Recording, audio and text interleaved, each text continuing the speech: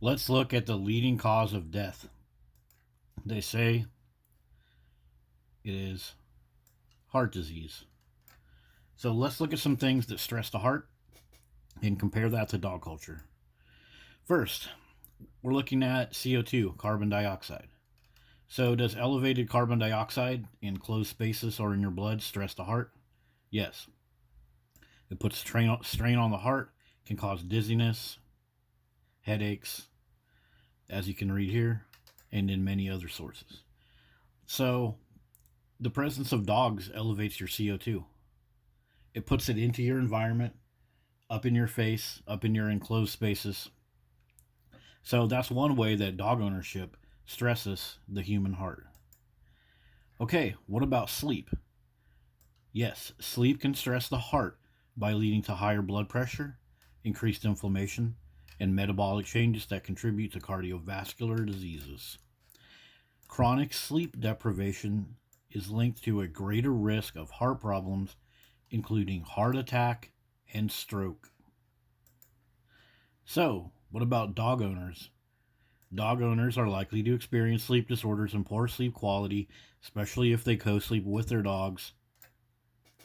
Yep, dog owners will actually brag about this. They have YouTube channels where they brag about losing their sleep and having their sleep patterns interrupted by huskies and German shepherds and pit bulls that live in their house and sleep in their bed, which means their neighbors are experiencing that, and so are their children.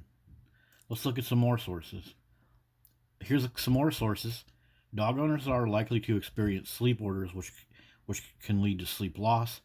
Pets can disturb sleep patterns, contributing to issues like insomnia and poor sleep quality. Yep, having a dog up in your house is not good for your sleep. Okay, next up, nutrition. So, yeah, poor nutrition can stress the heart by increasing risk factors such as high blood pressure, cholesterol, obesity, and many other things. You know, your heart needs all types of things: vitamin D, sunlight, blood vessel dilation, blood vessel constriction, all the stuff that your body has to do. It needs this little thing here called nutrition, you know?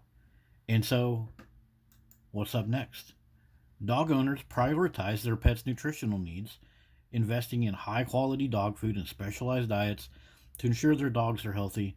This sometimes leads to overspending more time and resources on their dog's diet than their own. Oh, which also means if they have children or loved ones or other humans in their family, they're also going to deprioritize those people just a little bit, including people that work at like prisons and schools and hospitals and any type of place like a retirement home for senior citizens. When they're looking at their nutrition program for themselves and their senior citizens, in the back of their mind, they're thinking, oh, I got to get home and buy more and more food for my dog. Yep. So again, another stress on the heart. Let's look at some more stuff about this. Many dog owners prioritize their pets' nutrition, showing that 79% of them take as much care in choosing their dog's food as they do with their own meals, and they still struggle to understand the ingredients of the pet's food.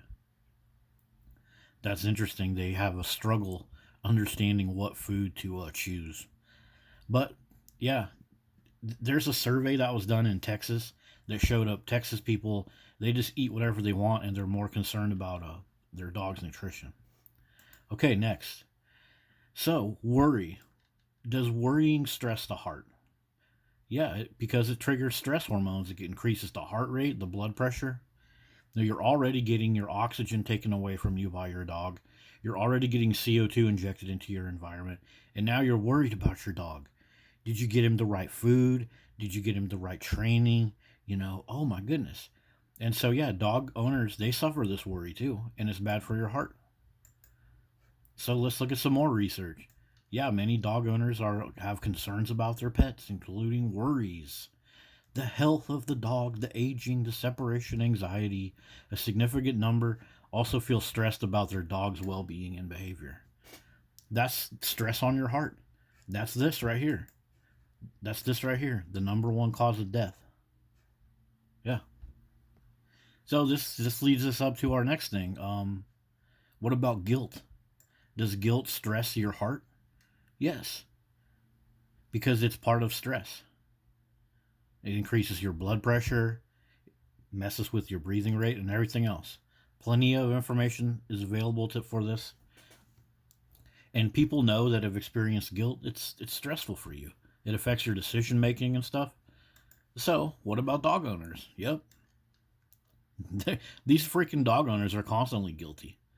You ever go over to like a dog owner's house, and if the dog runs in front of them, they'll always say, "Sorry, sorry, Fluffy. Oh, sorry, sorry." They're constantly saying sorry to their dogs.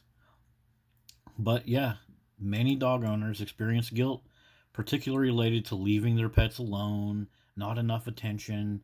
This can be similar to the feelings parents have regarding their children, associated with mental health issues like anxiety and depression.